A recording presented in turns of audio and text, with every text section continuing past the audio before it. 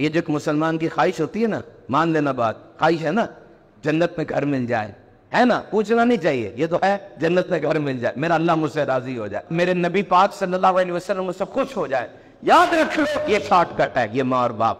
دو چار باتیں ماں باپ کے والے سے سن لینا. نمبر ایک، جب بھی رشتہ داروں میں بیٹھے ہو نا، چاچی چاچا ماما تایا مسیر وغیرہ، کبھی بھی منہ سے ایسی بات نہ نکالنا جیسے ماں باپ گر رہے ہو. کبھی نہ ایسی بات نکالنا. دیکھو عمر زیادہ ہوتی ہے، دماغ میں پرابلم آتی ہے، جسم بھی ڈھلتا ہے.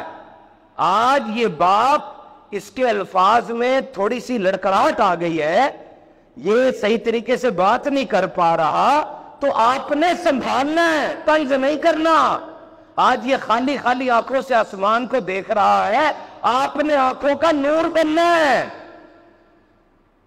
وہ آپ کی پھپھی ہے، اس کی تو نند ہے نا. وہ آپ کی دادی ہے، اس کی تو ساس ہے نا. ہر رویہ ہر رشتہ اسلام کے مطابق ہونا چاہیے. لیکن یہ بات سوچیں، اپنے ماں باپ کو سسٹم میں انوالو رکھنا، سسٹم میں انوالو رکھنا، پیچھے نہ کر دینا، مشورہ کرتے رہنا ان سے، اور مشورہ کر کے ان کے سامنے عمل بھی کرنا. اور جب بھی اپنے ماں باپ سے بات شروع کریں نا، کوشش کریں نو سے شروع نہ کریں. نہیں نہیں نہیں امی جی نہیں، آپ تو غلط، اور نہیں ابو ایسے تھوڑی ہوتا ہے. یہ بدتمیزی میں بات آ جاتی ہے. آپ تو بڑے کمیونیکیشن سٹائل سیکھتے ہیں. آج کمیونیکیشن کی ویڈیوز کے اوپر ملینز آف ویوز ہیں، جس میں آپ بھی شامل ہیں. وی سی کے پاس جائیں، باس کے پاس جائیں، آنکھیں جھکی ہیں، ہاتھ بندھے ہیں، جی جی جی جی جی جی کر کے نیچے گرتے چلے جا رہے ہیں. ماں باپ کے سامنے کیا ہو گیا؟ آپ کو دھاڑ رہے ہیں.